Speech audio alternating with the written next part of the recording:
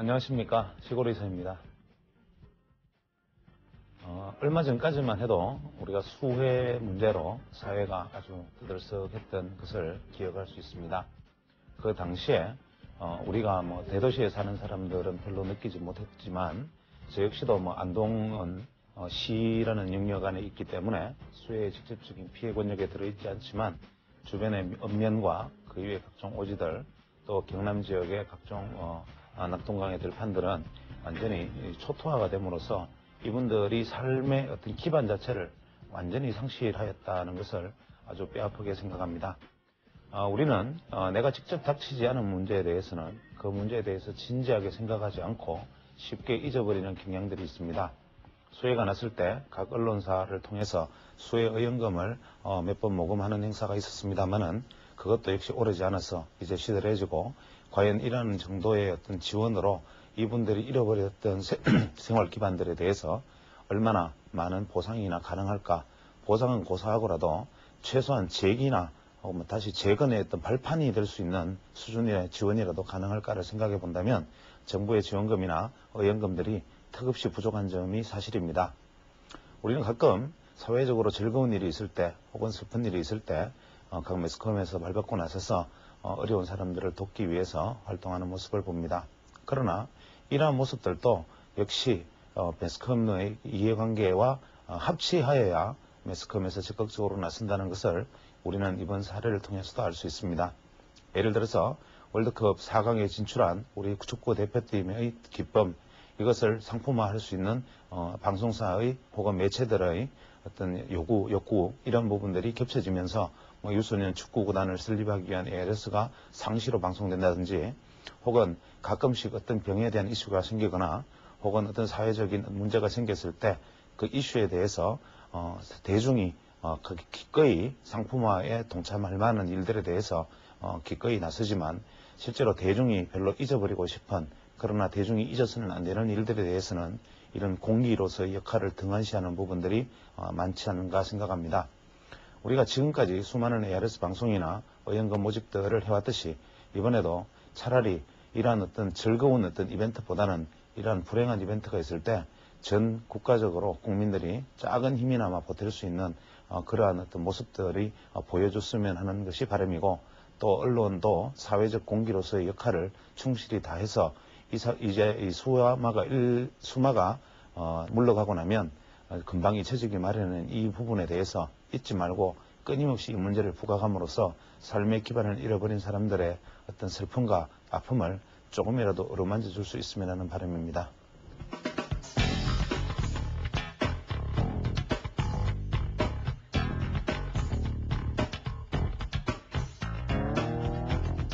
지금 이제 지난주에 이어서 지금 같은 장소에서 같은 시간에 계속 연속되는 녹화이기 때문에 실제로 제가 강의를 할 때는 연속성이 좋은데 이것을 방송을 시청하시는 분은 사실 지난 시간 녹화분과 연결 짓기가 다소 좀 어려운 점이 있을 거라고 생각합니다.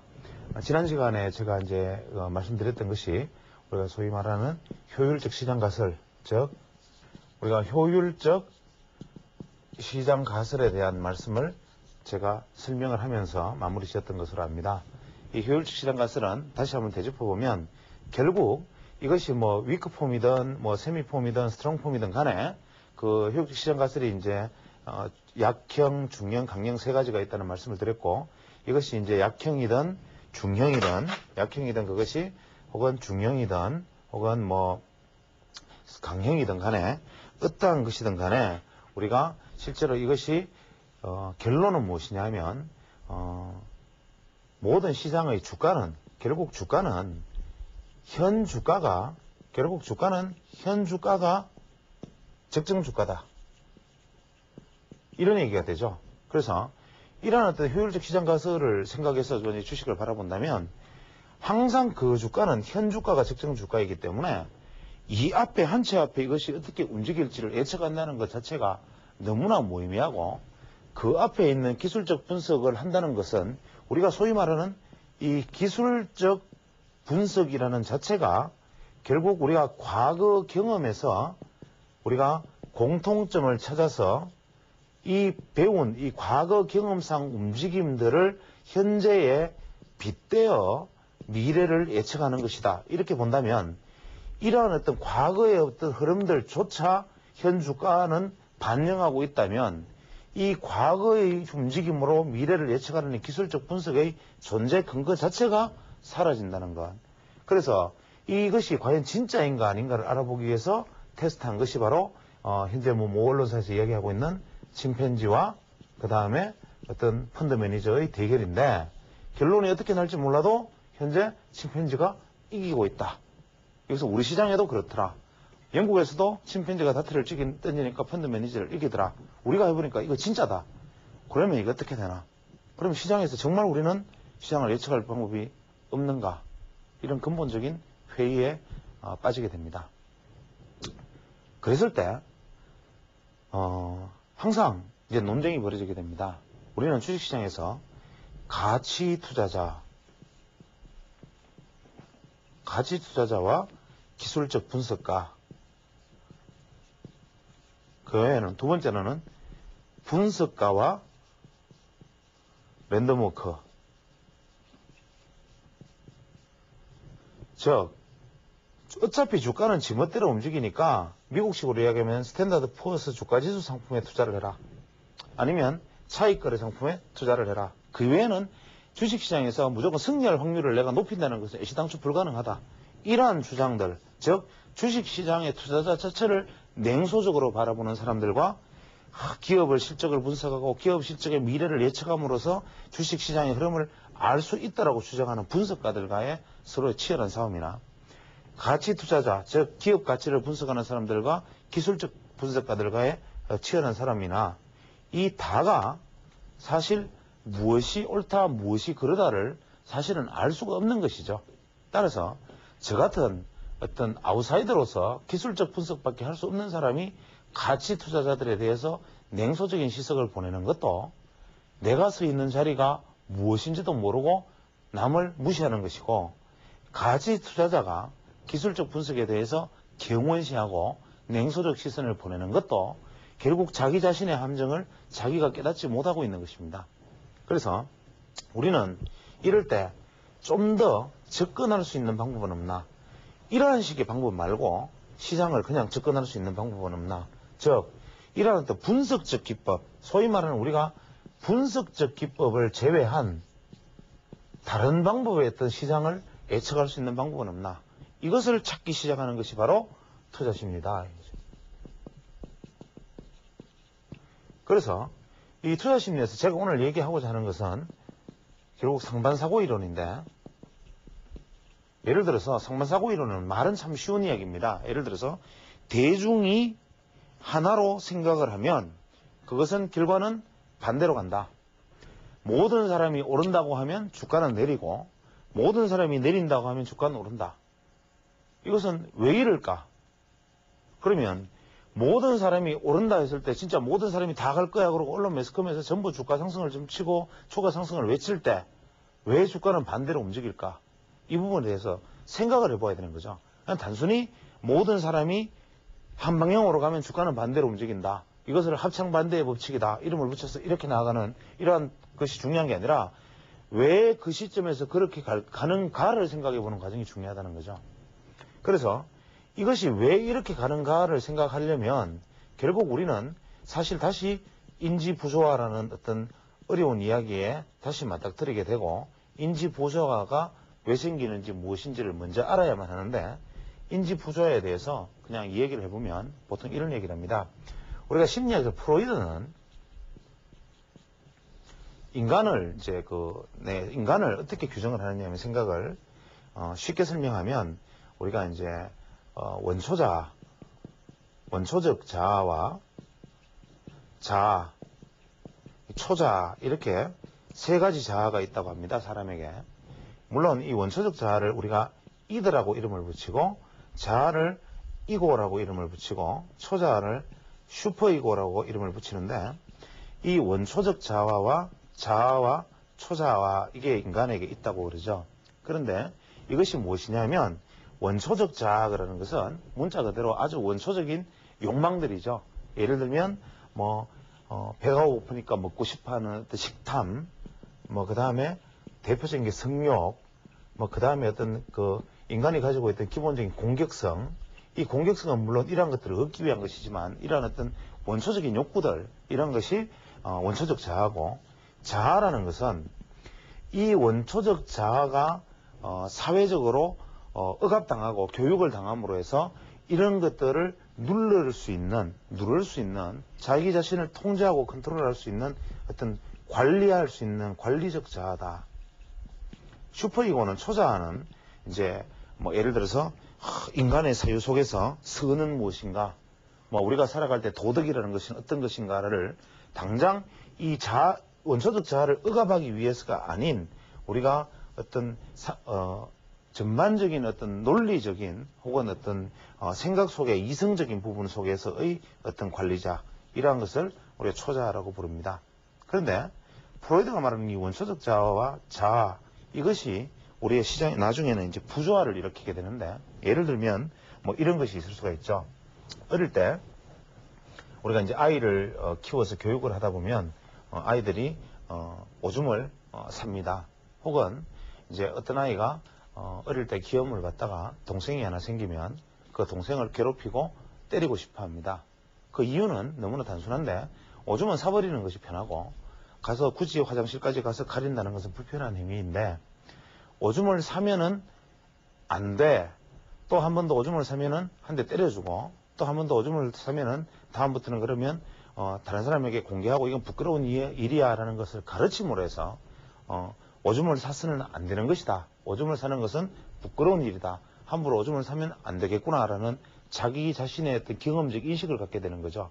또 동생이 생기면 내 부모의 사랑을 최소한 양분하거나 혹은 새로 생긴 동생에게 부모의 사랑이 옮겨가는 것을 이제 감수할 수밖에 없으니까 아이 입장에서는 세민하고 질투가 나고 동생이 미운 것이 당연한데, 그것은 너무나 당연한 일이죠. 인간이기 때문에 너무나 당연한 소위 말하는 이더인데, 이것을 이제 부모가 이걸 때리지 못하게 하는 방법이 뭐 세 가지가 있을 수 있죠. 하나는 동생을 때리는 것은, 예를 들면 동생을 때리는 것은 나쁜 일이기 때문에 너는 혼이 나야 돼 라는 벌을 주는 방법이 있고, 두 번째로는 동생을 때리는 행위는 옳지 않은 행위이기 때문에 이것은 힘이 센 자가 약한 자를 때리는 것은 괴롭히는 일이고, 형제 간에서는 이러이러한 우정을 가져야 되는데 가지지 못하면 부끄러운 일이다라는 감정을 심어주는 방법이 있고, 세 번째로는 아이 스스로가 포기하게끔 되는 것, 즉 스스로 합리화를 하는 것이죠. 내가 동생을 때리고 싶은 감정 자체를, 동생을 내가 안 때리고 사랑해 줌으로 해서 오히려 엄마나 아빠로부터 칭찬을 받을 수 있다는 보상을 가질 수 있는 생각들, 이 세 가지로 나뉘어질 수가 있는데, 우리는 이러한 어떤 그 사회적 교육, 어릴 때부터 원해왔던 것들을 손에 넣던 것들이 시간이 지나면서 점점 줄어들고 있다는 것을 느끼기 시작합니다. 예를 들면 어릴 때 용인되어 왔던 함부로 울어버린다, 뭐 배고프면 함부로 떠든다, 옆에 아이를 때린다, 오줌을 산다, 똥을 산다, 뭐 혹은 이제 인간이 어떤 성욕이 가장 기본이니까 뭐 성기를 만진다, 뭐 이런 것들을 이제는 자라면서 점점 금기시되어 가기 때문에 우리는 그 금기와의 싸움을 계속 해나가야 되죠. 그래서 태어나면서 내가 원하는 것들을 금기 속에서 억제해야 오는 그 과정이 바로 자아인데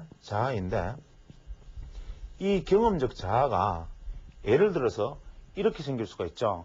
아이에게 동생을 때리면 안 된다라는 금기를 가르쳤는데 이 아이는 그 금기를 받아들일 수 있는데, 만약에 부모가 동생을 때리는 것은 나쁜 일인데 그 이유는 동생은 아직 어린아이이기 때문에 엄마 아빠가 관심을 쏟을 수밖에 없어, 그러니까 네가 그것을 만약에 질투를 한다면 네가 부끄러운 일이야 라고 가르쳐서 금기를 가졌다면, 그 이후에 엄마 아빠가 그 아이에게 그냥 최소한 공평하게 대해주거나 자라면서, 혹은 그 아이에게 상을 주어야 함에도 점점 동생이 자라는데도 불구하고 동생이 뭐 과자가 2개 있으면 동생을 다 준다든지, 혹은 뭐 동생하고 형하고 투닥거리면 이유불문하고 형을 자꾸 때린다든지, 이렇게 하면 형은 마음속에서 이러한 생각을 하게 됩니다. 금기에 의해서, 힘에 의해서 눌려져서 내 자아는 이 때리고 싶은 혹은 동생을 괴롭히고 싶은 이 원초적 욕구를 억누르고 타협은 해 나가지만 여기에 대한 어떤 경험적 분노가 생깁니다. 즉 내가 이것을 성화시키지 못하고 현재 상황을 성화시켜서 내가 상황을 받아들이지 못하고 힘에 의해서 계속 눌려 있다면 결국 언젠가는 폭발하게 된다는 뜻이죠. 그래서 이럴 때 내가 느껴지는 어떤 부조화적인 부분들, 예를 들어서 이런 일이 있을 수가 있습니다. 예를 들어서 우리가 축구를 하는데 월드컵 축구를 할 때 이탈리아 선수들이 굉장히 난폭하게 점프를 하는 척하면서 이제 가격을 합니다. 그러면 우리는 보고 분노를 하고 우리 선수들도 분노를 하는데 다음번에 만약에 이탈리아하고 또 축구를 했는데 이탈리아 선수가 무심코 팔을 들었는데 만약에 어떤 예를 들어서 김남일 선수가 만약에 또 이탈리아 선수가 휘두른 팔에 두 번째 다음 경기에서 또 맞았다. 이랬을 때 김남일 선수가 너무나 화가 난 나머지 이탈리아 선수를 발로 차버리는 일이 벌어질 수가 있죠. 그렇게 되면 관중들이나 이것을 관찰하는 관찰자들은 어떻게 판단을 하느냐면 이탈리아 선수는 너무나 자연스럽게 그냥 정상적인 스포츠를 했는데 저 한국 선수가 너무나 폭력적이어서 이탈리아 선수를 발로 찼다. 그래서 한국 선수가 나쁘다로 몰고 가게 되죠. 그러면 한국 선수 입장에서는 김남일 선수 굉장히 억울하죠. 그러면 이 억울함은 현실적인 제약, 차서는 안 된다는 현실적인 제약과 저 이탈리아 선수는 나를 항상 공격하고 심판이 보지만 않으면 나를 자꾸 때리는 나쁜 녀석인데 다른 사람들이 그것을 나쁘다고 생각해 주지 않으니까 생기는 현실과의 갈등과 스트레스가 점점 많아지게 되죠. 이랬을 때 우리 선수는 어떻게 해야 되느냐면 방법은 두 가지가 있죠. 즉 합리화를 통해서 우리가 이탈리아보다 축구에서는 약소국이기 때문에 우리가 축구를 더 잘할 때까지는 그것을 참고 인내하자. 이것을 성화라고 부르지만 이러한 어떤 방어 기제를 통해서 성화시켜버려서 다음부터 이탈리아 선수가 다소 난폭한 일을 하더라도 쉽게 받아들이면 문제가 되지 않지만 만약에 이러한 것들이 계속 누적되면서 분노로 쌓인다면 이 사람은 점점 공격적인 사람에 대해서 나는 반응을 보였을 뿐인데 다른 사람이 나를 괴롭힌다. 모든 사람이 나를 나쁜 사람으로 몰아간다라는 어떤 부조화. 즉 나는 내가 잘못한 것이 아닌데 상대방이 잘못한 것인데도 왜 모든 사람은 내가 잘못했다고 바라볼까. 이런 어떤 가치 판단에 대한 부조화가 일어나고 이러한 어떤 이 부조화는 바로 불안을 유발합니다. 결국 이 불안의 강도가 인간의 행동을 결정짓게 되는데 주식시장을 들어가서 한번 생각을 해봅니다. 주식시장에서 고점에 이제 주가가 코스닥 지수가 이제 200이었습니다. 모든 사람들이 주가 지수가 코스닥 지수가 400이 간다고 말을 합니다. 새로운 기술이 40만 원인데 증권사 분석가들은 200만 원 간다고 이야기합니다. 분석가들의 리포트는 새로운 기술의 어떤 PC2폰, 즉 이 기술은 다이얼 패드 기술은 정말 너무나 훌륭한 20세기의 혁명이다. 앞으로 심지어는 모 증권사 리포트를 제가 아직 기억하는데 앞으로 유선통신업자들은 무너진다. 즉 KT 이런 어떤 하나통신 이러한 어떤 전화 사업자들은 현재 이 PC폰 즉 이 다이얼 패드로 인해서 전부 파산할지 모른다. 앞으로 이건 사양산업이다. 이런 극언까지 했죠. 이러한 극언들이 벌어지는 가장 큰 사유는 소위 말하는 마켓 리더들이 소위 이런 현상을 자기 스스로 만들어진 이 자신의 왜곡을 인식하지 못하기 때문인데 이런 것을 우리가 팔로우 리더 현상이라고 합니다. 팔로우 더 리더. 즉 선도자를 따른다. 즉 지도자를 따른다. 시장에서는. 예를 우리는 경험적으로 사회에서 학교에서는 선생님, 좁게는 클래스에서는 담임 선생님, 크게 학교에서는 교장 선생님, 가정에서는 부모님, 사회에서는 아니면 우리 지도자 이러한 사람들을 본능적으로 따라가는 방향이 가장 덜 혼나는 방향이죠. 우리 자아는. 즉 김남일 선수 예를 들어서 우리 한국 선수가 이탈리아 선수의 부에 대해서 분노하고 있었고 이탈리아 선수의 어떤 과격한 행동에 분노한 것은 정상 반응이지만 그래도 발로 차는 법은 없다라는 즉 주류를 따라갔다면 문제가 생기지 않는 것이죠.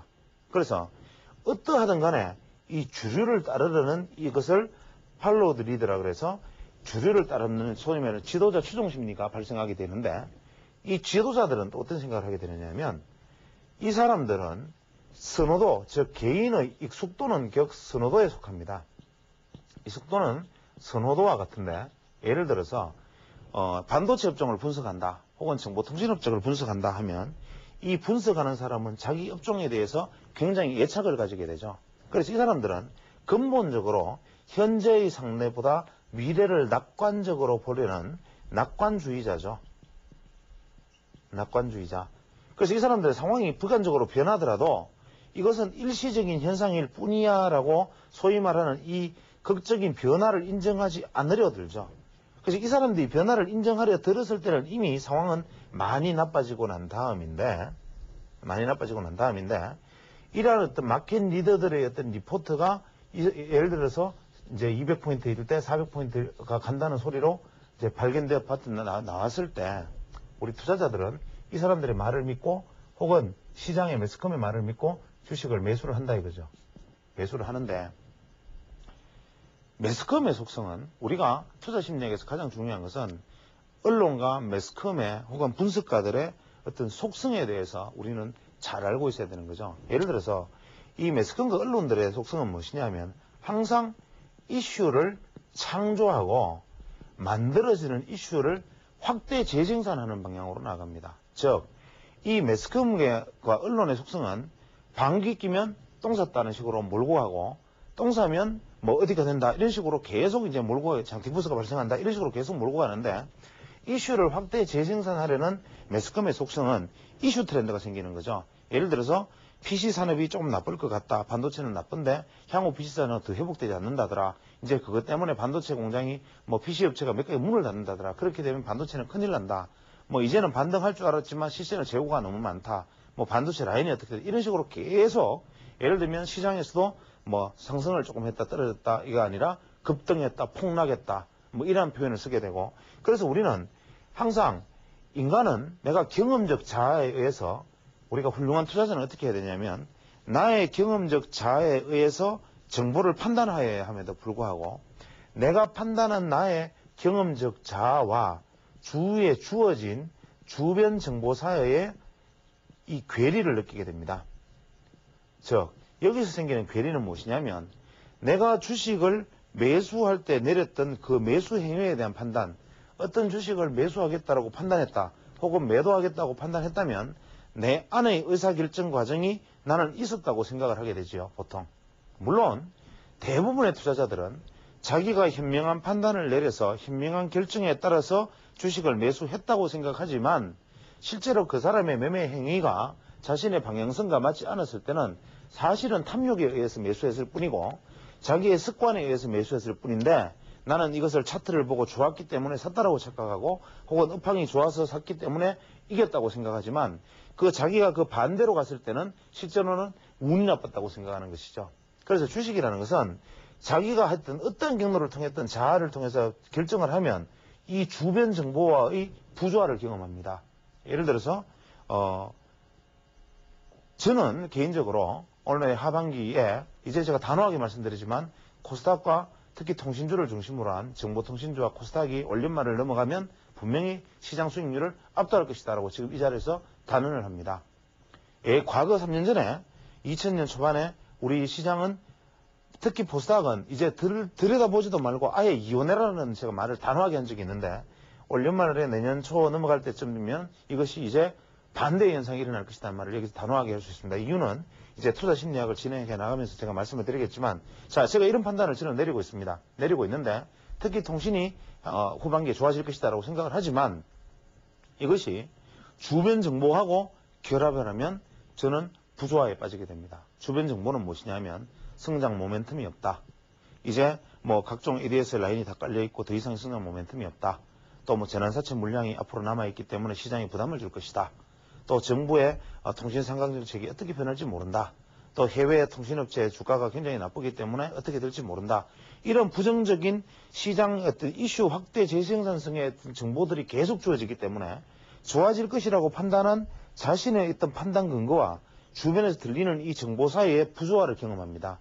그러면 인간은 부조화가 생기면 불안으로 이어지고 이 불안은 잘못된 행동으로 이어지게 되기 때문에 여기서 느끼는 저의 자아와 주변 정보 사이의 이 부조화가 곧 불안으로 이어집니다. 그러면 이 불안 상태에서는 내가 주식을 매매하거나 거래를 할 때 반드시 심리적 요인만으로 혹은 즉흥적인 매매를 하게 되지, 이 불안 상태에서는 절대로 신중한 판단을 할 수가 없다. 이것이 바로 우리 주식 투자에서 말하는 우리가 이 상반사고 이론의 가장 기본적인 베이스를 깔고 있는 것입니다.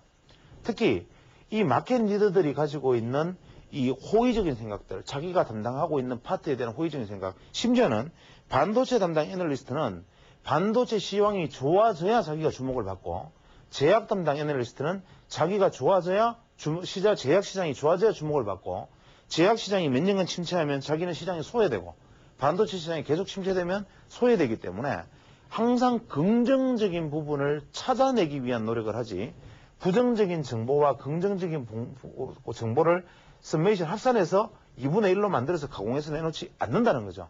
그래서 우리가 이러한 어떤 리더들에 따라다니는 생각들과 내가 가지고 있는 판단 사이에서 항상 부조화를 느끼는데, 사실 더 중요한 것은 우리가 투자 심리학에서는 자신의 판단이 더 중요하다.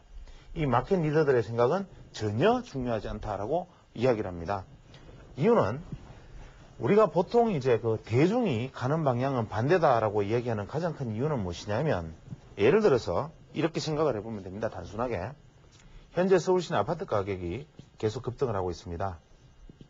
평당 1,500만 원을 돌파하면서 강남에는 이 평당 1,500만 원을 돌파하고 있는데, 사실은 아마 근로자의 1년치 임금이 아마 한 평 정도의 아파트라고 생각하면 참 끔찍하고 허무한 일이라고 생각됩니다. 그런데 어쨌거나 간에 부동산 시장이 현재 급등을 하고 있죠. 급등을 하고 있으면 대부분의 사람들은 제가 농담처럼 한 2년, 작년 봄쯤 아파트 시장이 이제 잠시 들썩거리고 잠시 조정받을 때, 이제는 조정 2파다, 앞으로 상승 3파가 남았다, 이런 얘기를 한 적이 있습니다. 그것은 저는 부동산 전문가도 아니고 부동산에 대해서 일고의 지식도 없지만 심리학적인 관점에서 반드시 부동산은 3파동이 나타난다. 또 지금 조정받아도 5파동은 또 나타난다는 얘기를 하고 있는데, 이유는 뭐냐면 아파트 가격이 이제 들썩거립니다. 그래서 모든 사람이 올랐다라고 생각을 아직 하진 않고, 예를 들어서 작년 IMF 때 출발을 합니다.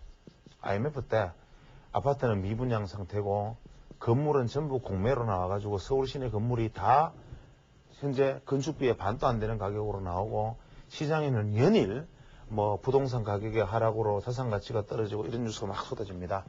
그러다가 나중에는 서서히 리츠가 생기기 시작한다. 뭐 싱가포르 투자청에서 뭐 파이낸스 빌딩을 산다, 이런 얘기가 나오기 시작합니다. 여기서 중요한 것은 뭐냐면, 소위 말하는 이 투자 심리학에서 말하는 현명한 투자자나 내부자가 등장하는 것입니다. 시장이 제일 나쁜 상황에서, 주식이 제일 나쁜 상황에서 현명한 투자자, 여기서 말하는 현명한 투자자라면 뭐 워렌 비핏 같은 사람들, 뭐 이런 사람들을 이야기하는데, 이런 사람들이 사기 시작하거나, 혹은 내부자가 이것을 억지로 구조적으로 회사에서 구조적으로 사야 되는 것이 아닌 이유로 거래를 하기 시작하면, 이것은 바닥이 왔다라는 첫 번째 투자 심리의 상반사고 이론의 첫 번째 매수 국면과, 두 번째, 지난 12개월간의 고점 대비 50%가 하락했다라는 신호. 이 다음에 세 번째, 주식으로 기준으로 이야기하면 우리가 PER, 주당 순자산 가치, 다음에 PBVR, 즉 주당 순이익, 주당 순자산 가치, 이것들이 1.0 이하다. 이것은 부동산 시장에서 뭘 의미하겠습니까? 건축비의 절반도 안 된다. 건물가가. 그 다음에 하락했다. 단기 하락이 컸다. 현명한 투자자가 등장했다. 이 사실은 무엇을 의미하느냐 하면 부동산 시장의 바닥을 암시하는 것이고, 이러한 부동산 시장의 바닥을 냉정하게 읽었던 사람들은 사실 부동산 투자를 해서 성공을 거두었겠죠. 그러나 이제 3파동이 시작되면서 서서히 투기꾼들이 몰려들기 시작합니다. 각종 재건축 아파트가 비상식적으로 오르기 시작하고 10평짜리 아파트가 이제 5억을 넘어가기 시작합니다. 그러면 아직도 부동산 시장에 뛰어들 사람들이 계속 있는 동안에는 이 부동산이 계속 오르게 되어 있는데, 현재 제가 기준으로 보면, 우리가 냉정하게 싹 보면 이제 이 부동산에 대해서 금리 인상을 검토할지 모른다, 심지어는 국세청에서 세무조사를 한다, 뭐 이런 설이 막 나오기 시작하면 먼저 샀던 사람들은 조금씩 불안해지기 시작하고, 이 조정기를 이용해서 사려는 사람들이 들어오는 유입 속도가 조금씩 떨어지기 시작하는데, 처음에 불붙기 시작하면 어지간하면 한국의 중산층만 되면은 살 수 있는 아파트 한 채씩 살 수 있는 능력이 되는데, 이 아파트 값이 일정 부분 올라버리면 이제 중산층 수준의 능력으로 살 수 없는 아파트가가 형성이 되어버리는 거죠. 그렇게 되면 주식이 어느 정도 단계쯤에 오면 이제 매수가 가능한 자는 이미 모두 매수하고 있는 국면에 도달을 합니다. 즉, 아파트 한 채 살 수 있는 돈을 가진 사람들은 이미 아파트를 다 샀어. 그보다 더 비싼 아파트를 사기에는 내가 가지고 있는 아파트를 비싸게 사줄 사람이 나타나야 넘기고 그 돈으로 살 수가 있는데, 이제는 들어올 사람이 다 들어와서 내가 가지고 있는 물건을 받아줄 사람이 없으니까 나는 더 비싼 걸 살 수가 없고, 더 비싼 거는 이미 또 역시 모든 것들이 다 물건이 차서 주인이 생겼기 때문에 이제는 1인당 2채씩 가지고 있어서 더 3채 가지기에는 너무 비싸졌어. 이럴 때 되면 한 사람씩 서서히 매도 물량이 나타나기 시작하죠. 그랬을 때 시장은 무너지기 시작합니다. 이때는 아마 최고로 갔을 때가 아마 분명히 이런 이야기가 나타날 겁니다. 뭐 주택 200만 호 건설에 예전에 나타났듯이 뭐 이제는 뭐 어떻게 임대주택을 어떻게 하고, 나중에는 뭐 전체적으로 뭐 아파트 이제 1가구 2주택을 다시 이제 뭐 중과세를 한다든지 이런 형태로 나타나겠죠. 이랬을 때 마지막에 들어가는 사람들은, 부동산 시장이 좋다고 해서 들어가는 사람들은 이미 부동산의 끝쯤이다. 그래서 저는 딱 보고, 저는 요즘 이렇게 생각합니다. 샐러리맨들이 아직 가담을 하지 않았는데, 이 샐러리맨들이 본격적으로 부동산 투자에 가담하기 시작하면 부동산 시장은 끝물이다. 이러한 관점에서 우리가 생각을 하면, 과거에 IMF 때 거의 나라가 망할 것처럼 보였을 때 이것을 살리는 방법은 경기부양밖에 없고, 제가 2년 전에 장문의 리포트를 쓴 적이 있습니다. 경기부양밖에 없고, 경기부양하는 가장 좋은 방법이 일자리 주는 건데, 일자리는 뭐냐? 건설경기 주는 방법밖에 없다. 이렇게 되면 우리가 내수주, 소재주 이러한 부분들이 갈 텐데, 이 부분들이 가장 많이 떨어지고 있다. 내수가 나쁘니까. 그래서 이 부분들을 사야만 한다. 왜? 이미 12개월간 50% 이상 주가가 떨어졌고, 두 번째로 내부자 매수가 일어나기 시작하는데, 즉 싱가포르 투자청에서 뭐 현대산업개발에 건물을 인수하고 지분을 인수했다. 세 번째, 현명한 투자자들이 나타나기 시작했다. 일부 펀드에서 드디어 현대산업개발과 대림산업과 같은 것을 사기 시작하고, 그다음에 내수 종목들에 대해서 서서히 매수가 들어오기 시작했다. 뭐 이러한, 그다음에 주당 순자산 가치가 가지고 있는 땅만 팔아도 안 된다. 이러한 소식이 왔을 때 이제 바닥인데, 이미 이것이 이렇게 와서 이제 모든 시장들이 현 시점에서 모든 사람들이 이제 내수주밖에 없다라고 외칠 때, 역시 그래도 수출주보다는 성장주보다는 내수주밖에 없더라. 지금 모든 언론이 내수주를 지금 외치고 있는 이 상황이 이제 내수주의 극점이다라는 점을 분명히 우리는 여기서 알아야 됩니다. 이유는 내수주가 만약에 현재 이렇게 되면 제일 먼저 나타나는 신호는 인플레이션인데, 부동산의 급등, 내수의 어떤 팽창, 과소비 이러한 것들로 인해서 금리를 억제해야 될 필요를 느끼기 시작하고 내수 경기를 가라앉혀야 되는데, 내수 경기를 가라앉히고 경제를 성장시키는 방법은 결국 트레이딩에 의한 것, 즉 무역에 의한 것밖에 없는데, 이렇게 된다면 이제는 반대로 수출과 성장 쪽이 반대로 자리를 잡게 되고, 이 내수 쪽은 이제는 억압의 대상이 될 테고, 더더욱 중요한 것은 우리가 투자 심리학적 관점에서 모든 사람들이 이제는 내수주라고 확신을 하고 있다는 점. 또 반대로 코스닥 시장의 경우에는 이제는 악재의 악재를 거듭하다 못해서 이제는 코스닥 대주주가 직접, 경영진이 직접 주식 투자에 가담했다는 소식을 듣고도 코스닥 시장이 무너지지 않는다는 점, 크게. 두 번째, 이제는 하다 망해서 이제 코스닥의 호재는 뭐냐면 예상보다 나쁘지 않더라라는 게 호재로 작용한다. 세 번째, 서서히 투자자들이, 현명한 투자자들이 코스닥 시장에 진입을 하고 있지만 거래량이 폭발하지 않는다는 점. 이러한 점에서 이제는 중장기 투자자들은 코스닥 시장에 올 하반기부터 서서히 이제 그것도 물론 옥석을 가려야 되겠지만 통신을 중심으로 한 어떤 온라인 서비스 이런 쪽에 이제 주목해야 될 시장으로 오늘 하반기 쪽에는 분명히 넘어갈 것이라는 점. 이러한 점들은 투자 심리학적 관점에서 우리가 생각을 할 수 있는데 우리는 보통 가격이 사다. 즉 본질 퍼가 예를 들어서 퍼가 낮다. 즉 저퍼다. 이 기준으로 만약에 주식을 사고 또 본질 가치는 좋고 기업 실적은 좋은데 주가가 너무 사다는 이유로 주식을 매수한다면 이것은 가치 투자자지 이것은 소위 말하는 상반사고에 따른 심리 투자자가 아니다라고 얘기하는데 이거는 밸런스라는 유명한 지금 밸런스 투자 자문이라는 게 외국에도 있죠. 이 밸런스라는 사람이 이야기하기를 가격이 사다고 매수하는 것은 스스로 상반사고 이론에 따라서 주식을 매수하였다라고 이야기를 하지만 사실은 상투적인 가치 투자를 한 것이고 우리는 이 밸런스와 같은 사람들 즉 상반사고 이론을 주목했던 사람들은 우리는 가격이 사더라도 대중의 심리가 대중의 정서가 극단에 이르지 않으면 우리는 이것을 주목하지 않는다.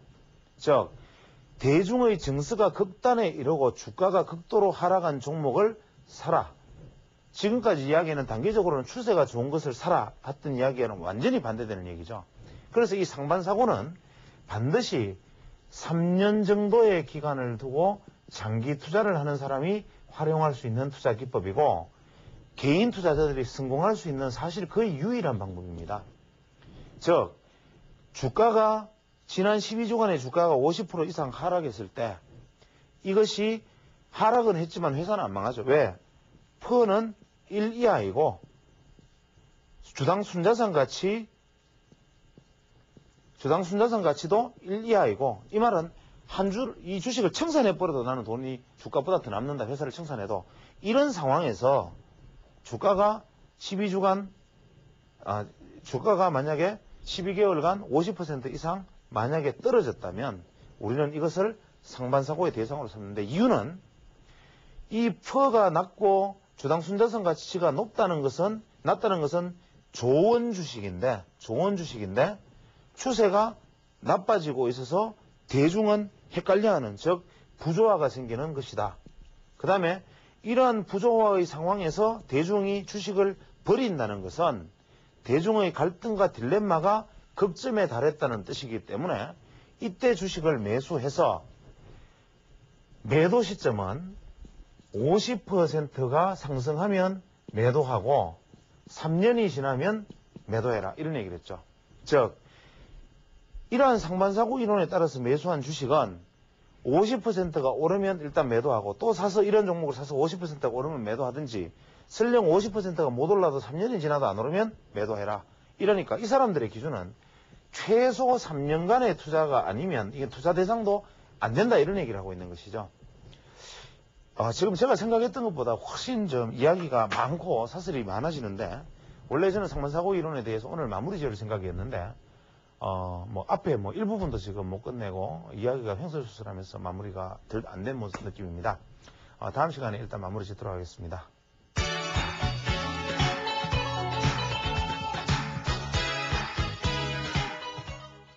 저명한 문화인류학자 마빈 해리스가 쓴 오리진 오브 컬처라는 책에 우리 번역서의 제목은 문화적 수수께끼 이런 제목입니다만은 이 책의 일부분을 한번 소개해 보겠습니다.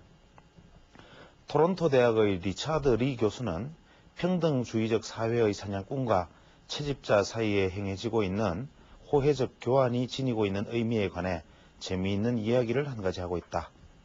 리 교수는 1년의 대부분을 칼라할리 사막 주변에 살고 있는 부시맨을 따라다니며 그들의 식생활을 관찰했다. 리 교수는 이 관찰 끝에 부시맨의 협조적인 태도에 감사하여 무슨 감사의 표시를 하고 싶었다. 그러나 그들의 정상적인 식사 방식과 행동 양식을 해치지 않고 그들에게 줄 수 있는 것이 그에게는 아무것도 없었다. 크리스마스 무렵 리 교수는 부시민족이 고기를 얻기 위한 교육 장소로 종종 이용되는 불악 인근 사막 변방에서 야영하기를 좋아한다는 사실을 알게 되었다. 그는 크리스마스 선물로 수소를 한 마리 선사할 목적으로 지프를 타고 여러 부락을 다니며 가능한 한 큰 수소를 구입하려고 했었다. 리 교수는 마침내 살이 통통하게 오른 몸집이 큰 수소를 먼 부락에서 찾아냈다. 여러 원시 종족들과 마찬가지로 부시맨도 살찐 고기를 무척 먹고 싶어한다.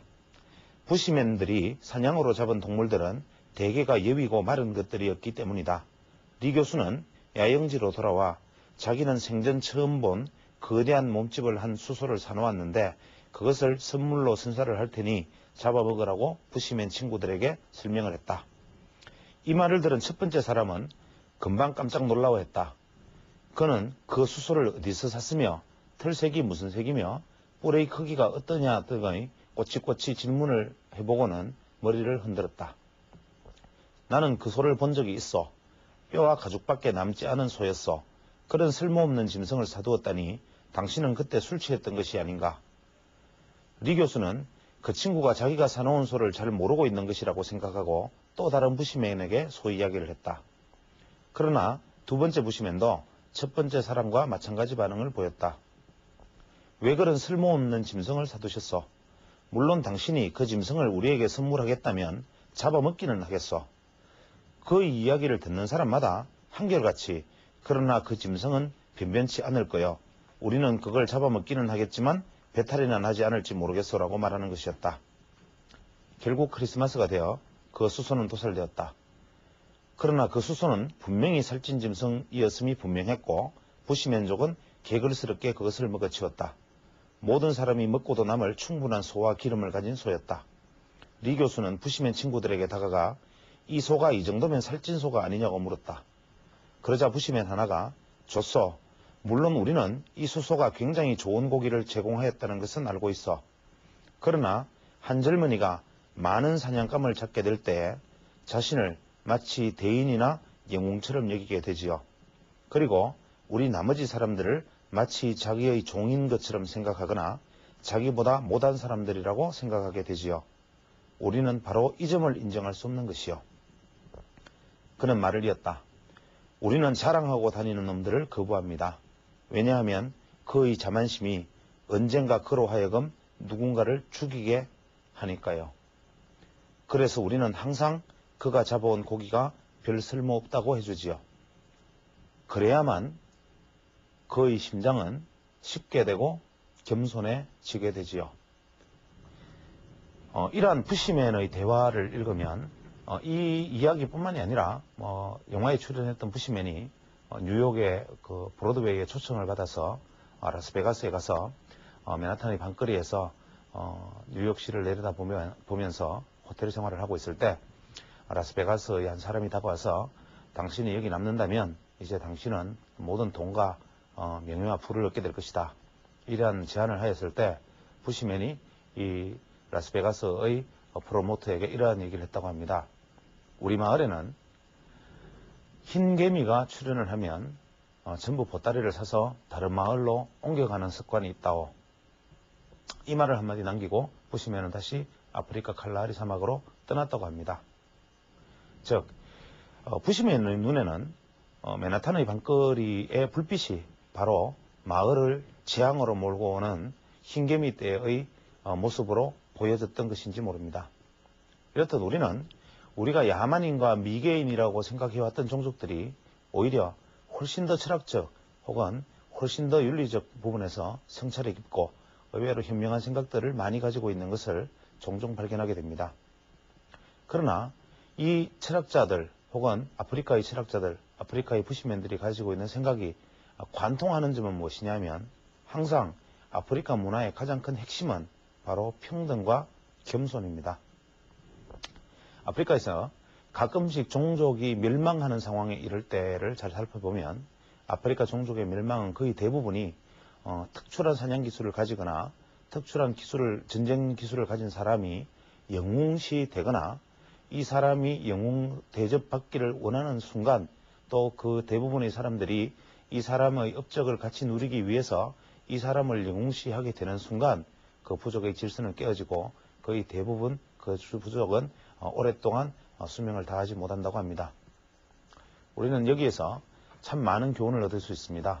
저 역시 아직까지 아직 어린 나이에 감히 방송에서 감히 누구를 가르치겠다고 나와서 이러한 어떤 기술적 분석이라는 강의를 하고 있는 저 역시도 지극히 겸손하지 못한 사람이지만 현재 우리 정권 시장에서 몸을 담고 있는 모든 아웃사이더와 제야, 좀 막말로 이야기하면 개나 소나 말까지 다 합해서 이 우마까지 모든 사람들이 합해서 이제 모든 사람들이 너무 지나칠 정도로 자만하는 것이 아닌가라는 생각을 하게 됩니다.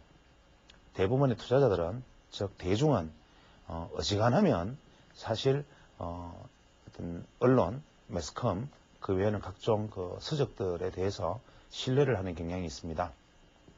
특히 어떤 서적에 대한 어떤 출간이라는 것은 한 분야에 있어서 그 분야에서 내가 일정 수준에 이르렀음을 어떤 공인받는 하나의 어떤 잣대가 되는 것이 우리 한국뿐만 아니라 동양문화권에서는 거의 보편적인 일입니다. 그러나 과거에 장자가 말은 글로서 남기고 글은 책에 남긴다라고 말을 하면서 함부로 책을 쓰는 것을 경계하였듯이 우리가 보통 이 책을 남긴다는 행위가 갖는 상징성 때문에 너무나 많은 사람들이 이 주식과 관련된 가벼운 내용들을 너무나 쉽사리 활자화해서 책으로 남기는 일들이 많지 않나 생각을 합니다. 서점가에 가보면 참 많은 사람들이 쓴 정권 관련 서적들이 붐을 이루고 이제는 서가에 가득 채워도 다 꽂지 못할 만큼 일주일에 몇 권씩 종류들도 다양하게 쏟아져 나오고 있습니다. 특히 우려되는 것은 그 안에는 정말 깊은 생각과 배울 것이 많은 점을 담고 있는 부분도 없지 않아 있겠지만 대부분은 대박을 찾는 어떤 것, 많은 수익을 찾는 어떤 것, 심지어는 근래 들어서 많이 팔린다는 유명 인사의 책 안에서도 30분 만에 15%를 벌 수 있다. 나만 따라하면 무조건 돈 번다. 주식 투자는 이 책만 열심히 본다면 무조건 돈을 벌게 된다. 이러한 경망스러운 경거망동에 가까운 언어들이나 말들이 담겨 있는 그러한 수많은 책들이 쏟아지고 있습니다.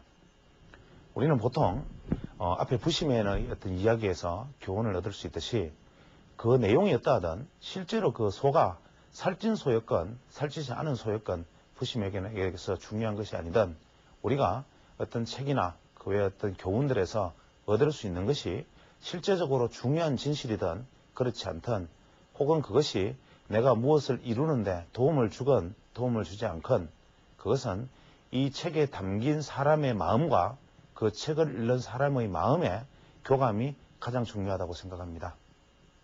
때문에 어떤 얄팍한 지식을 검증받기 위해서 공인받기 위해서 함부로 서적을 출간하는 행위는 어떤 면에서는 대중을 상대로 한 사기 행위가 될 수도 있고 가끔 서적을 발간하는 책의 내용들을 살펴보다 보면 터무니없는 어떤 표절들로 점철되어 있는 경우도 무수히 많습니다.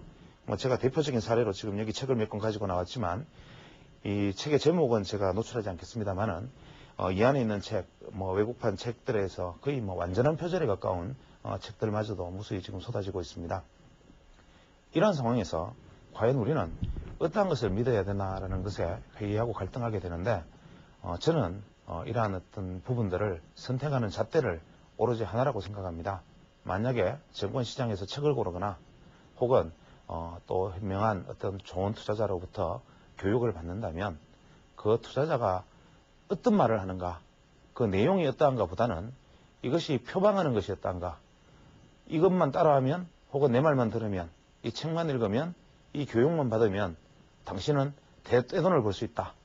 이렇게만 한다면 당신은 무조건 돈 벌 수 있다. 이런 말이 담겨 있다면 그 내용의 진실성은 돌아볼 필요조차 없고 만약에 이것을 본다고 해서 당장 어떻게 수익이 날지 안 날지는 모르겠지만 그냥 한 가지의 생각으로 생각하고 읽어 주십시오라고 말하는 책이 있다면 그 내용이 살찐 수소이든 그렇지 않은 수소이든 그것을 내가 읽고 받아들였을 때 그것이 최소한 나에게 해롭지 않을 것은 분명합니다. 따라서 제가 오늘은 책 문제를 거론했지만 책뿐만이 아니라 모든 어떤 정보라든지 심지어는 제도권의 리포트마저도 그것이 만약에 제도권의 리포트가 무엇이 하락할 수밖에 없는 몇 가지 이유, 무엇이 어떻게 할 수밖에 없는 몇 가지 이유, 뭐 이러한 어떤 성경적인 제목을 달고 있다면 다음부터는 그 리포트 제공자의 글을 읽어볼 필요조차가 없다고 생각합니다. 왜냐하면 자본시장은 신뢰와 정직이 가장 중요하고 또 시장에 대한 겸손과 시장에 대한 두려움이 가장 중요하기 때문입니다. 다시 한번 말씀드리지만 자본시장에서 가장 중요한 것은 신뢰와 정직, 시장에 대한 겸손, 바로 이 세 가지가 가장 덕목이며 우리가 지키고 생각해야 할 부분입니다. 따라서 이제 우리 주변에는 무수히 흩어져 있는 정보들을 내가 고르고 또 버리고 하는 과정 속에서 그 취사 선택이 잘 되기 위해서는 이 세 가지의 덕목을 잘 갖춘 이야기와 혹은 또 책들과 그 외 많은 정보들을 고르고 판단하는 것이 옳지 않은가 생각합니다. 다시 한번 말씀드리지만 정직과 신뢰, 시장에 대한 겸손, 이것은 투자자들의 모든 공통적인 덕목입니다. 감사합니다. 이 무조